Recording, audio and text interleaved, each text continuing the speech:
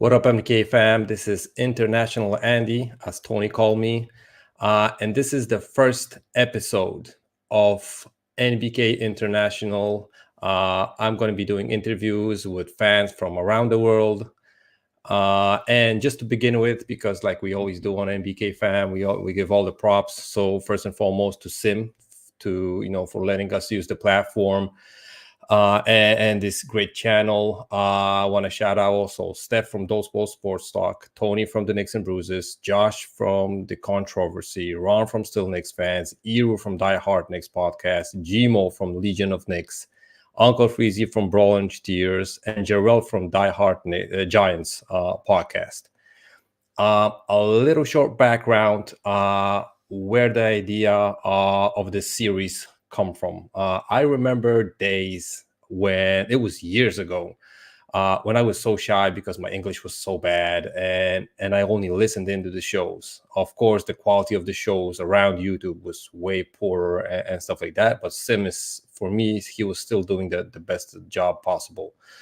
And I remember listening to him on the shows before the games, after the games, during the games, and not sleeping whole nights, just listening to guys like Sim, Who's Mark, Gmo, Evergreen, Savvy, Julito, Isaiah, and the rest of the NBK crew arguing for hours. So I came up with the idea. I finally broke the shyness. I finally hopped in on the show. I called in the first time.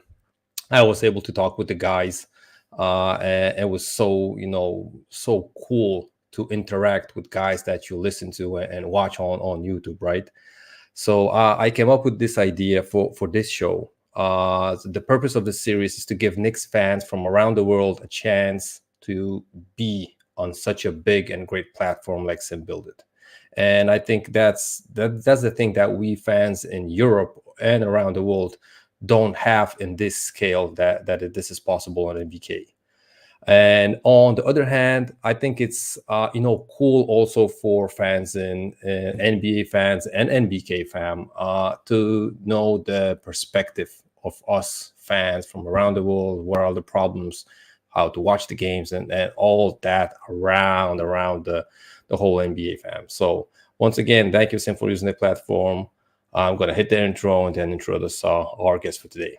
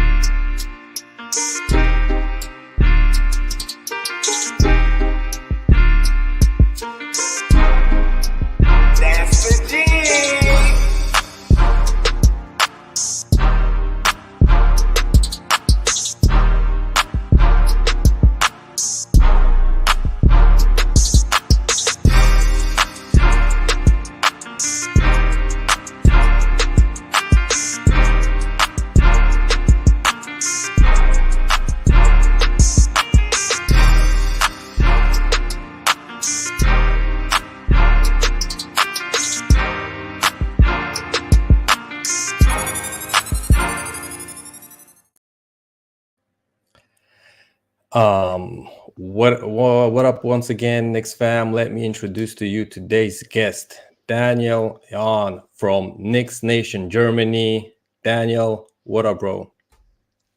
What up? Salute to everybody out there. I'm good. Yeah, as Andy said, I'm Daniel. Maybe some guys know me from Twitter or Instagram or Facebook. Yeah, I'm good, but I'm just a little bit shy and nervous. But I hope it will grow in our show now. Yeah, of course, but like I said, a couple of years ago, I was in your position, and I'm happy Anthony Diaz in the building. He's still saying that my English sucks and it's bad. I bet you it's still better than day one. So I'm happy, to be working with on my English with you guys. Daniel, how this is gonna go down? I got a series of questions, simple, straight up questions. Yeah. For people listening in the chat, you're going to be able at the end of the show to give some questions to Daniel that pop into your head. He's going to be available for us to answer those questions and stuff like that. So the first question, Daniel, where are you from, bro?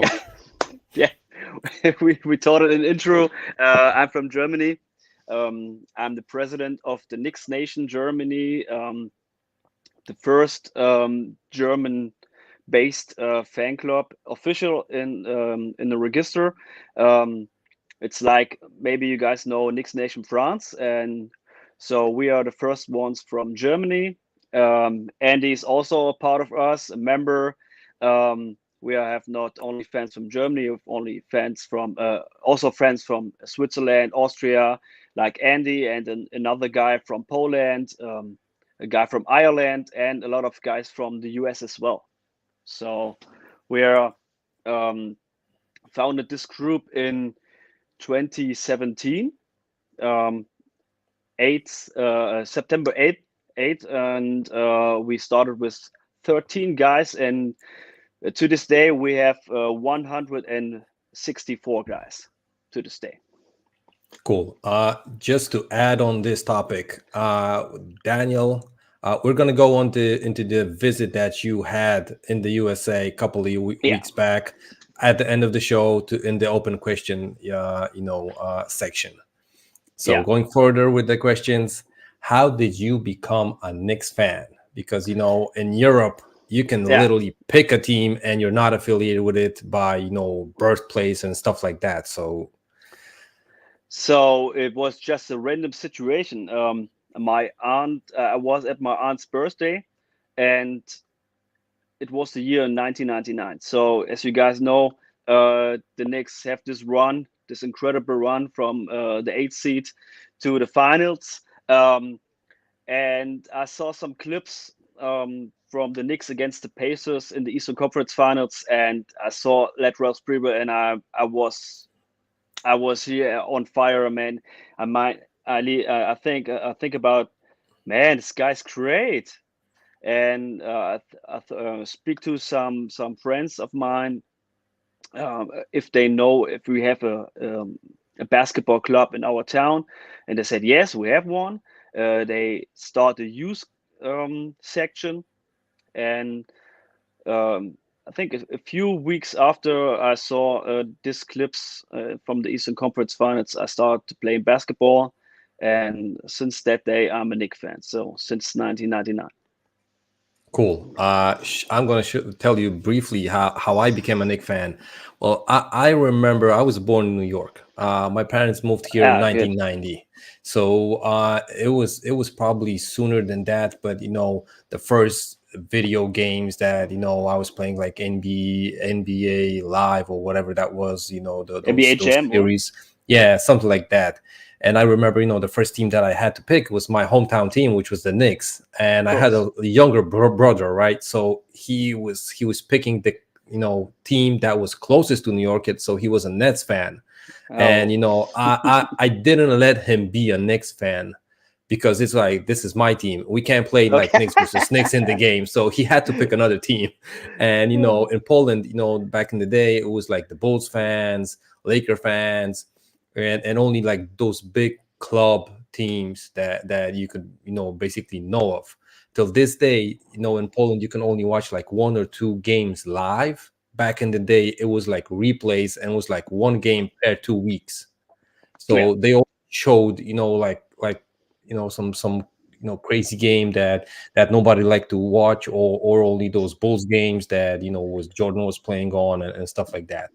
So I remember when I was in school, I was like literally the only Knicks fan I knew throughout the whole, friends of mine, and stuff like that. So it was a hard process being a Knicks fan here. And I remember when finally had a computer with the PC, with the internet and stuff like that, with the modem dial up. First thing I did before I went down to have breakfast before school, I only went on NBA.com to check what were the results, of the games. So that yeah, was how I got started with this, whole Knicks team. yeah. Like, So it was the same by me. So we saw a few clips on sports television every Saturday or something like that, I think. And then you have some sports. magazines, so some print magazines. So you just saw some articles, and these clips on sports television. That's the only thing we have here, and I think it was um, 2010. I think I start to hear about the League Pass, and as I know about the League Pass, I start to subscribe it, and since then I have never um, left the game. So I watch every game, every Knicks game, and most of the time live. Yeah, I'm not gonna lie. Last 2 seasons, I stopped watching all the games live. I still do some, but all of would be too much for me. My body, my health is I'm getting older and older. You see the gray beard for me, so you know It starts. it's It starts for me there. yeah, but yeah, it was a thing. And like you said, the League Pass was an awesome thing for fans worldwide. I think Yeah, I'm also a subscriber. I remember when they did the Team Pass that you could only watch yeah, one team games. I think I had it for a season, but then when I was watching games live, I loved to when we wrapped up the Knicks game and there was, for example, like 2 3 5 minutes left on the other NBA game. I love to hop on that game and ride it to the end. And I remember that one season that I had only the Nick Pass. It was a bad thing because I couldn't watch the rest of the game. So from now, it was only 1 year that I had the Nick Pass, and it's only full on League Pass, so I can watch other teams. So when I do the pregame and postgame shows with Sim, I know what I'm talking about. It's not like I just look at the box scores and say whatever and stuff like that. Daniel. it exactly the same as you thought was my Yeah. experience. It started with Team Pass in the first 2 years, 2 years I think, and then I think back in the day it was for the Team Pass. I think 110 euro. Do you know what Yeah. what? Yeah. Something like that. Something like that. Yeah, and it's getting more expensive over the years. Now this year is more cheaper, but I think last year was $220 euros. Yeah. It's It very was. expensive, but I share it with a friend of mine, so um, it's just 100 for each. Yeah, I remember, I was like the only thing that I want, I'm always telling my wife, listen, my birthday is in August. Don't buy me nothing. When the league pass is gonna be, available, I'm just gonna renew it. That's gonna be my Yeah, birthday present. I yeah, don't want yeah, yeah, anything else because it's like you said, it's like in Poland, it's basically, the prices I think around the world are similar, right? In Poland, it's like 600, couple of zlotys. So it's like almost like 200 160 whatever, yeah, for so yeah, many yeah, years of subscription. They got us like a 10% discount or whatever, but it's still an expensive thing. Is in Poland is like 25% of a basic salary here of the minimum wages, right? So if you would think about it, not every fan can afford a league pass, in Poland at least. Okay, next question, Danny. Who is your favorite all-time Nick? So as I told you, I start with Spreewell. So it's obviously Spreewell, but um, it's also Alan Houston as well. And as I may will taught you or tell you later in the show, I met Alan Houston 3 years ago. Have the chance to talk to him for a few minutes, and man, he's so amazing guy, so humble, so kind. For every fan, you can ask him a question. You ask him about a photo, or autograph, something like that. He's so amazing, man.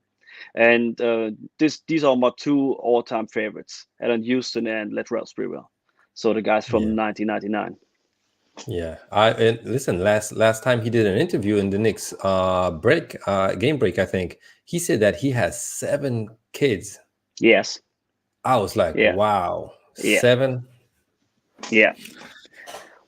Listen, if I would earn a couple of $1 million like he did, I might have 7 too. Yeah, man. He can buy a lot of babysitters. So Yeah, right. I think it's not a problem. Yeah. I think that's not the case. Okay, No. next question, Daniel. Who is your favorite current Nick? Oh, that's. I mean, obviously for us, I say Hartenstein, of course. So we root for him. Um, but it should be Jalen Brunson, of course. It should be Jalen Brunson, but for my heart, it's definitely Hartenstein, of course. Yeah, listen, I got a poster, or maybe this way is gonna be.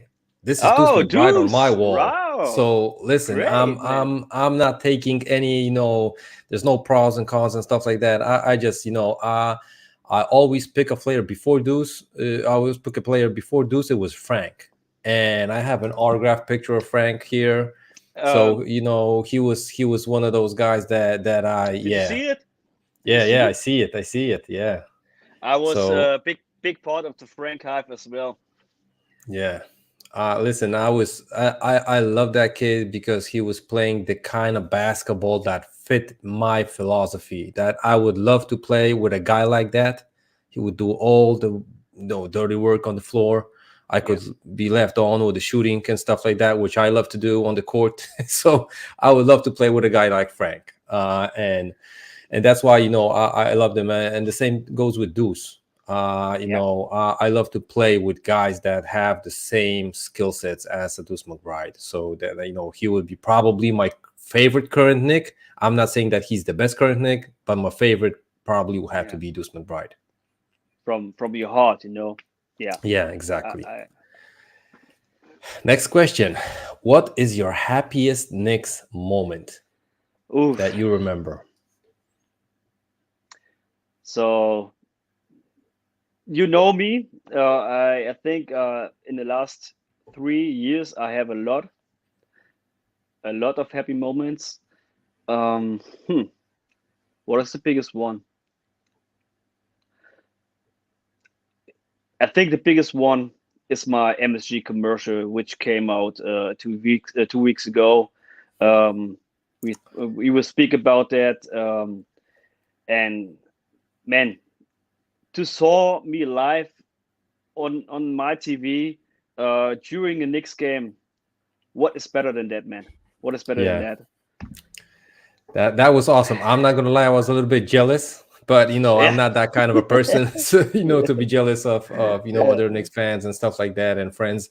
So I'm happy you got the opportunity to be part of Yeah. that. I saw the next episode. I see they're picking international guys. Maybe they're gonna call Yeah. me up because they did the interview also with a guy from Japan. So Oh wow. yeah, the So next after your episode, the next guy was from Japan. So I was like, wow, maybe they're gonna call in Poland someone. So I'm gonna raise my hand. I'm available. Next PR, so if you're watching. yeah. So the thing I know is they're searching for guys in which land Coinbase is based. The so Yeah. I don't think it's they based in Poland. I think Nope. so because it's a paid commercial from Coinbase, and they're searching for guys from these lands. And I had the opportunity to be the first one. Um, Big thanks to my friends Terry and Dre, who made this opportunity for me possible.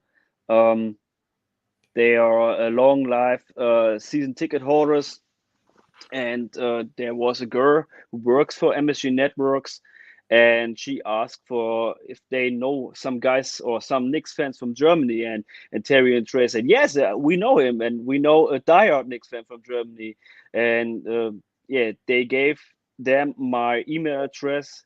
They called me up. We have a Zoom call in December, and I told them that I will be in New York in end of February, at the beginning of March, and yeah, we made it happen. And I was at MSG Network Studios, and I still got goosebumps when I think about that moment, man. That was Yeah. amazing. And Houston shut us out during the game. I gave him or I let him gave him a shirt from our fan club. Um, I will send some six more shirts to the MSG crew as well in the next week, and so I'm very happy, man. I'm very happy.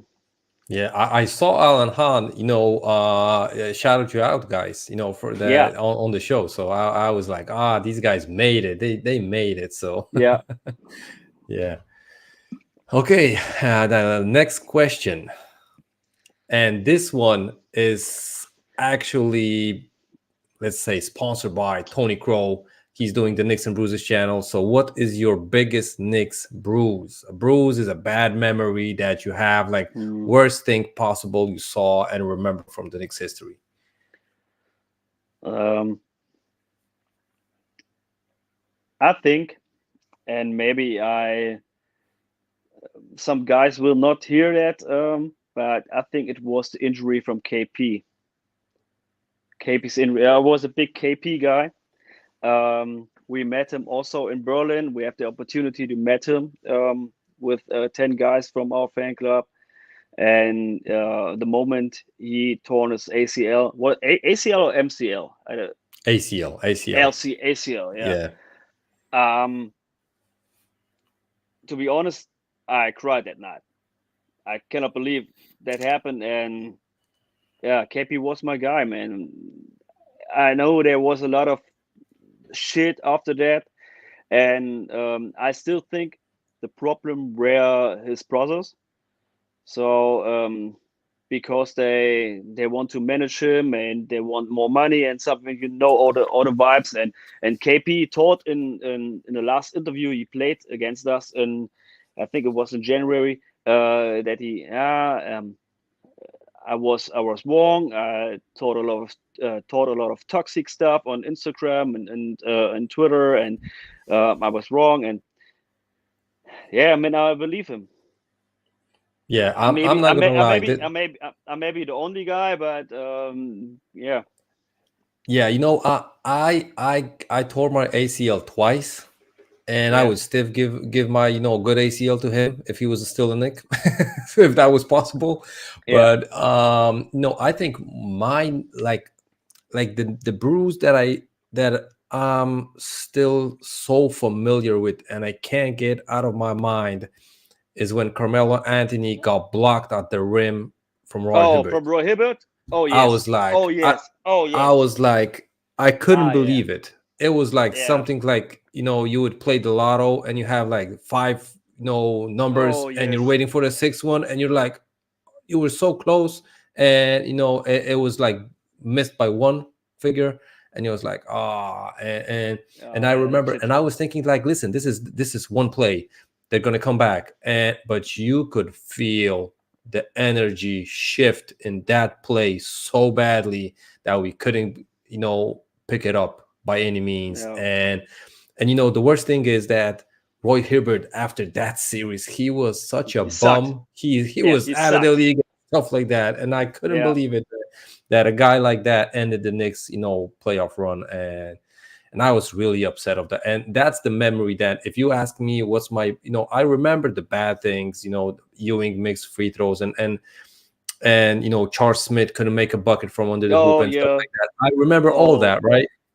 But I yeah. think since it was like the freshest and still in my memory, I think that was one of the things that hurt me most, because the KP thing, like I said, I tore my ACL twice. I know you can go back from it and stuff like that, but the like you said, the dirty stuff that happened with his brother, and Yeah. I totally bring it up on his brother, because I like you said, and maybe not fully on his brother, because there were bad things in those current Knicks situation in the management Yeah. and stuff like that. It was plenty of stuff that those guys could actually feel that they could get a better deal for, as a member of the team and stuff like that. But that's a long story for KP. I remember I was talking on NBK about that with Mark, who's Mark, and we were figuring it out and trying to say how we see it, but Knicks fans weren't taking it. So you have to pick a side, so you're of course going to pick the Knicks, right? Yeah. Of course. Always the Knicks. It's always important Yeah. what stands in the front of the jersey, not what's on the back. Yeah, not in the back, right? Yeah. Yeah, I'm in that way too. So, next question. Your take on the current Knicks. Daniel, because we know that the Knicks this season, an awesome season. I'm not gonna lie, I was not expecting this result. No, I was no. thinking that maybe play-ins, and that's gonna be probably we're gonna get bounced in the first game or stuff like that. But listen, there's a huge possibility. Almost we can almost be certain that we're gonna be number fifth in the East. So, what's your take on the current Knicks? So at the beginning of the season, I was at Ero's show, and I told to Ero my prediction is 46 wins. So as we have now, um, and I told him maybe we can go for a 50 burger. So now it's not possible anymore. We can go for 49. But I told him I think we have played 4 or 5 games at that moment, and I told Ero we can go for 46, even not to 50. But to be honest, I'm still and always will be a um, half full glass guy. You know what I mean? A glass half full Yeah, guy. yeah, Yeah. Um, but I I still think, or I still thought at that moment we can 100% make the play-ins, as you told me. Um, but when everything clicked and we can go to the playoffs, but this team is even better than I thought. Definitely, the whole team clicked. The whole bench unit with now with Josh Hart, with Isaiah, with IQ, um, with Obi still when he has not that many minutes, but the bench unit clicked fully. Randall came back. He has some moments, of course, but he has an awesome season. He's annoying sometimes, but he still have an awesome season, and we have to believe and keep the faith that he will come back to the players because we need him. We definitely need him. I mean, we yeah, we are good. We can figure things out, but when we have to go against when we have to go another round, we definitely need him against the Celtics or Bucks or Sixers or you know. yeah. But with Randall and the place of JB and the last 4 months of IQ, we are such a awesome team, man. I'm so proud of this team. Yeah, I'm not gonna lie. Like I said before, the Knicks this season they surprised me, how they played and how they managed to figure things out. Yeah, I was never expecting us to finish the fifth seed. That was like the highest of high that I saw them being. But like you said, everything had to click. I and that was I'm also a half full guy, a half glass full guy, right? But I didn't envision this to happen so quickly, no, no, and because it clicked early in the season. You could see it that we had flashes, and the most thing that I'm impressed with is that we don't lose games by 20, 30 points. no, If we lose, it's like 4 or 5 points a bucket, max 8, 7, 10 points. It's not like we're getting blown out. And if that's the case, that means you only need to tweak a couple of things to make it totally work. And whatever fans want to say about Tibbs, listen, he's the engineer of yeah, this thing. So I'm not totally happy with his rotations, minutes distribution, and stuff like that.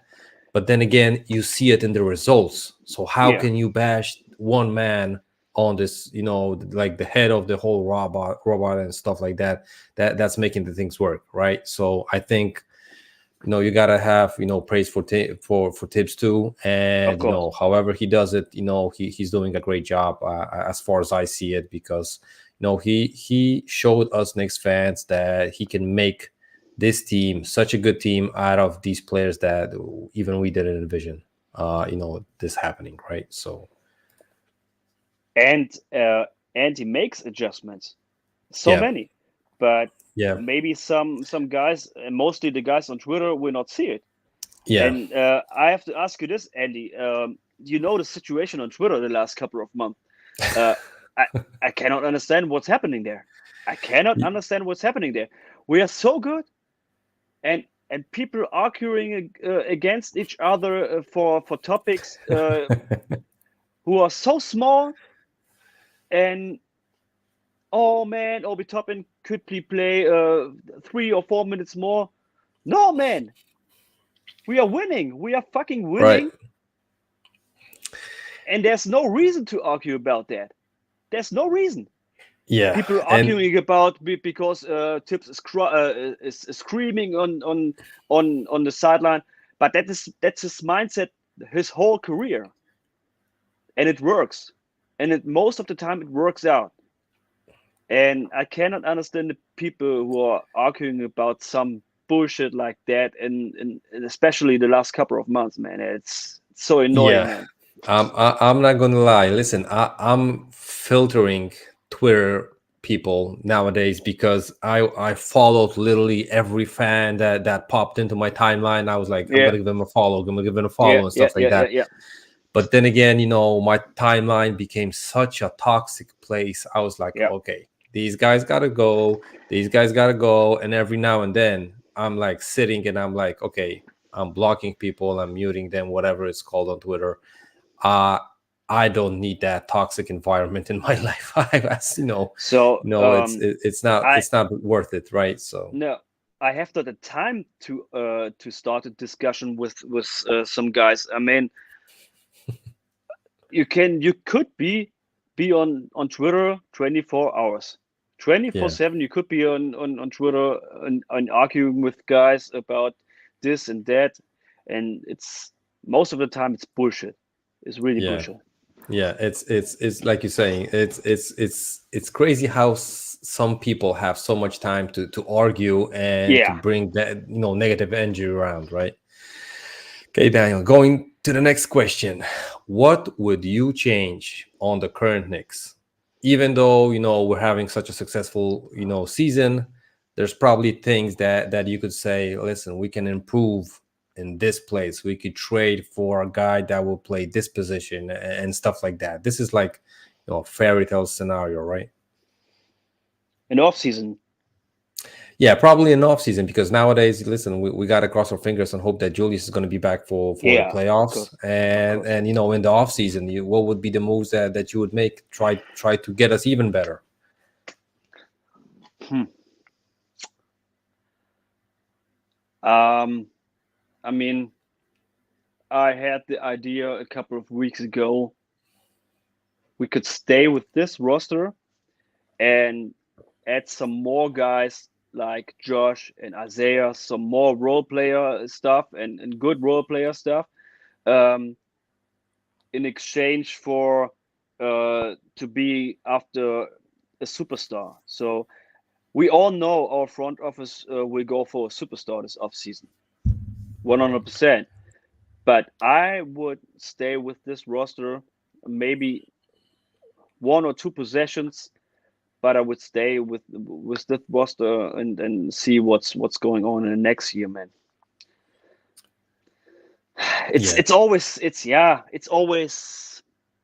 I mean, we have to see what's happening now in the playoffs. So if we sweep in the first round and we go back home after 4 games, um, they have to change something. But hmm, it's very difficult right now because I yeah. want not change the good mood right now. Yeah. Listen, for me, because this is a topic that you can have every week, and every week you could change the decision. Like you're saying, after the playoffs, we could be like, listen, we got to move half of these guys, right? Yeah, But before the playoffs, you're like, listen, these guys got us here, so yeah, they worthy, of playing, in the next uniform the next season. Listen, then again, when you look at it, I'm in the basketball philosophy of building a team like you. I rather have role players signed that they will step up and they yeah, will overplay their contract, right? But nowadays I think the missing piece is actually a superstar player. Question is, of course, about the good superstar player, the one that's going to fit, not the one that's going to, like first one available, you're going to trade for him. For example, I wouldn't trade for a Bradley Beal. I wouldn't No, trade for a Zach LaVine. I wouldn't no, trade for, no. those guys, those guys could easily be a top player on the Knicks, but they're mostly injured. They're not playing games. They're not going to be available in most of the season, and they might disrupt the chemistry of this team. So that might be a problem. Then again, going with your idea and what I'm actually thinking too, getting more role players. Question is if Tibbs is going to be using those guys, because he might not expand his rotation to 11 because he's going to No, have like 11 guys to no, play. no. So question is if we're going to have a guy like Fournier who is sitting on the bench, not playing, but he's still acting, like he's happy, he's a great teammate and stuff like Yeah, that. When yeah, someone signs a new contract, he expects to play. He wants to be in the rotation because his next career contract is depending on his current play. So if he's not playing, he might be, upset about that situation, and that might cause problems in the locker room. That's why, having a guy like Fournier, of course, he's getting too much money when you think about it, right? Because he's getting 18 million, 19 million probably almost next season, and he's not going to be, if he's not going to be playing, you got to move him yeah. because that money is going to be just counting over the cap versus the cap that you have and not giving you anything. So you can move him for any kind of player. If it's a superstar, cool. If it's not, you rather move him and try to have other piece that Tibbs might use. But that's the thing that, like you said, Knicks office is probably looking for a superstar, or hope they're not gonna pick the first one available and No. throw out valuable pieces in contracts, young players, or first round picks, because that might set us back instead of going ahead.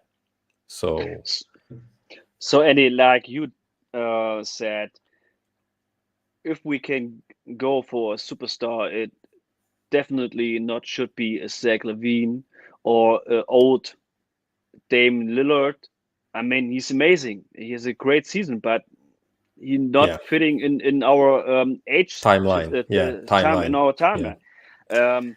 Also, not yeah, Zach Levine, Dame Lillard. These are the guys I'm not going for.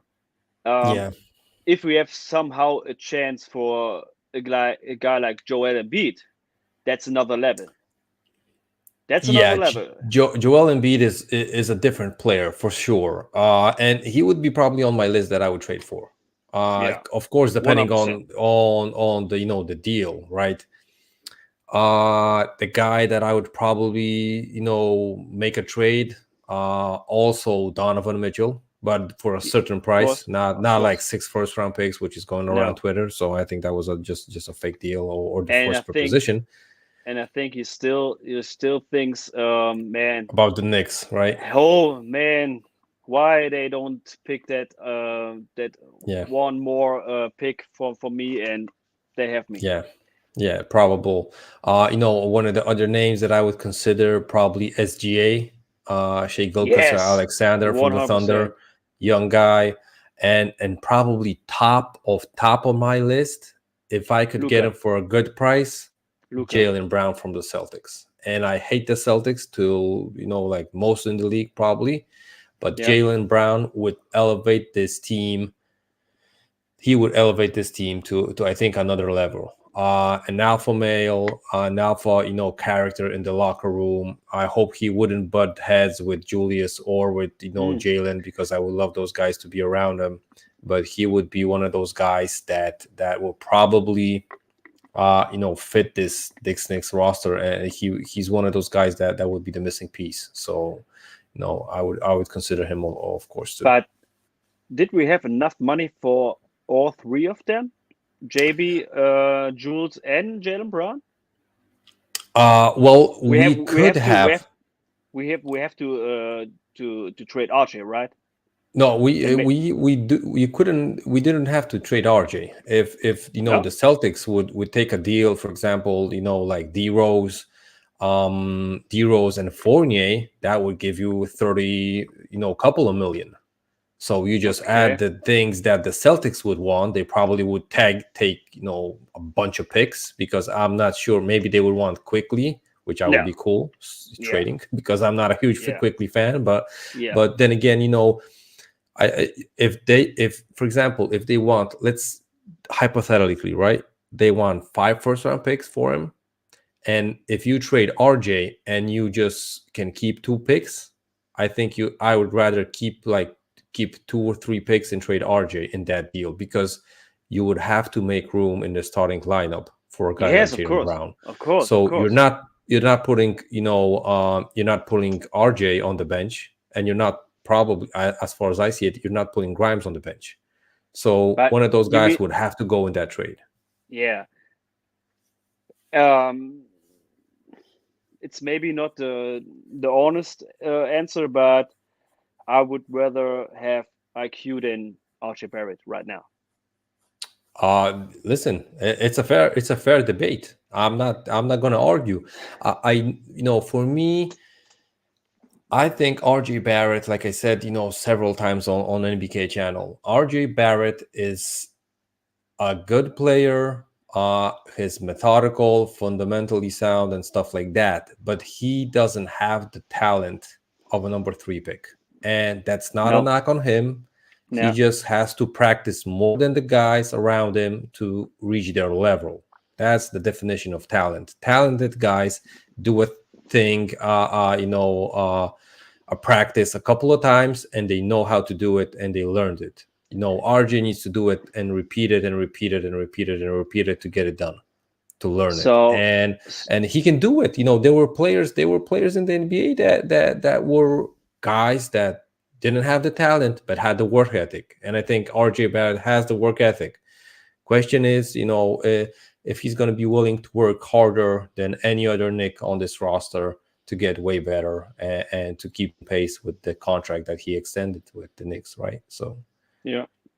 You know what I'm missing, Andy, from Archie? I think it was his first or his second year. I think it was his second year. He was a really solid defender, and I'm missing that.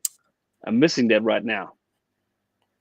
yeah, He's I think he gained a couple of pounds, and his quickness and speed a little bit dropped, and that's why he's having problems, with faster defenders. And I think the NBA is still switching to speed instead of strength, because, like you see, Randall, and even RJ, they go into the paint with strength, and they don't get the calls. That's why you rather be the fast one, like quickly, and get the foul calls like that. yeah, That's why yeah. RJ is having problems, because he's strong. He's stronger than most of He's his strong. peers, Yes. and he's just slower that way. So It's also a problem for offense. So I'm still missing his quick first step. He's so slow in his first step, and when he go to the paint, there are in this time zone there are 3 defenders right in front of him, and he was blocked so many times.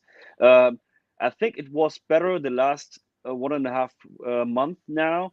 Um, and I think he still cannot finish with his right hand. But yeah, he has to improve on his drives and on his first step. yeah. Okay, Daniel, let's go further. Yeah, Do you play basketball? This is an off Nick question. yeah. So Yes, I play basketball, but only for hobby reasons. So I'm also in the board of our basketball club in my town now. Um, um, I'm for yeah I manage somehow our youth and all their games and their practice and something like that. So I'm more for the managing stuff. So um, yeah, when I have time, I'm working in shifts. When I have time, I go maybe once or twice a month. Go to Friday night, um, have some hoop fun with my guys, and but it's not a regular thing, you know. okay. It's just some here and there. Okay, cool. Daniel, so let's go to the Q&A Yeah, part of the show. yeah, If people from the chat have any questions to Daniel, just write them up. I'm going to bring it up on the board and we can read them. Meanwhile, Daniel, my first question on this: if you could tell us the story when you went to the Knicks games this year, because this I year. have my stories back in the day when I was on the Carmelo Anthony 62-point game. I was live on that game, Yeah, but wow. yeah, I was live on that game, but I had like no friends on that game. I flew by myself and stuff like that. You Okay, okay. managed to pull out a whole group of people, went to New York. So if you could elaborate on that trip, how did you manage to pull it out and stuff like that? Okay. Yeah, as I told you guys in the beginning of the show, I'm the president of Knicks Nation Germany. So we have a whole fan club. We have 164 guys now. Um, we do this New York trips now since 2020. In the first year, Terry and Trey, maybe you guys know them, NYK, Terry and Trey, also from Twitter and on YouTube. They have their own channel. Um, they met us in London at the London game in 2019. So the Knicks played against the Wizards back in the day. I know them from Twitter, and we met them there. They interviewed us, and they think, wow, these are amazing guys. And a half year later, they invited us to come to New York, and we came with 50 guys, I think. So we have the whole group experience with um, pre-game shoot around. And as I told in the beginning, at this pre-game shoot around, Alan Houston came by, and I have the chance to talk to him. He gave me his autograph, photo opportunity, and this was the amazing time. Then we go to our special lounge. We have free food and drinks, and then after that, we go down to the garden floor and have a whole group shot with all our guys who came with us. Yeah, we in the this was the last game before the Knicks shut down the seasons with all the Corona stuff. So um, then the year later, did we fly? The year later, no.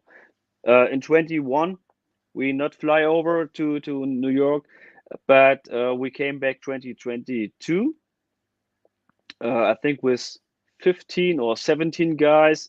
Also have this group experience with pre-game shoot around and free throw. The picture from a couple of hours ago. We have this opportunity for a free throw after the game, and I'm also in a tight relationship with Anthony Donahue. He's my friend. He's also a member. Um, he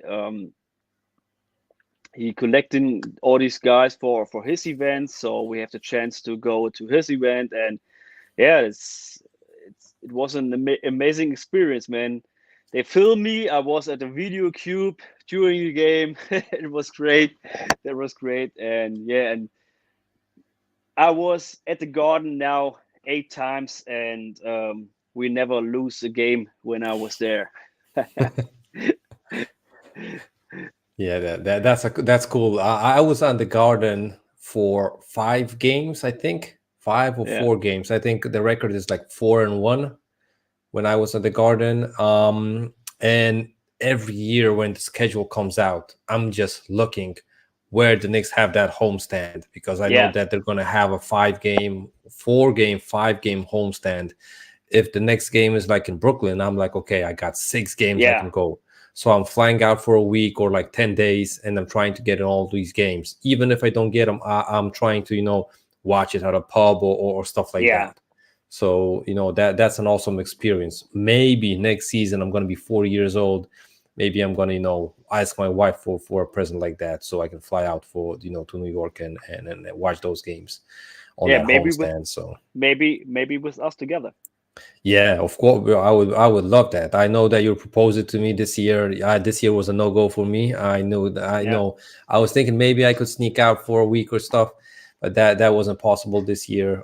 Next year, you gotta. I'm gonna be waiting for the info, and if that's gonna be possible for me, of course I'm gonna fly by with you guys. yeah, It's always a fun time. Being in New York. I love to just listen. When I go there, I just wake up, I brush my teeth, I go outside, and I know that New Yorkers probably wouldn't do that. Listen, yeah. I'm so happy that I'm there.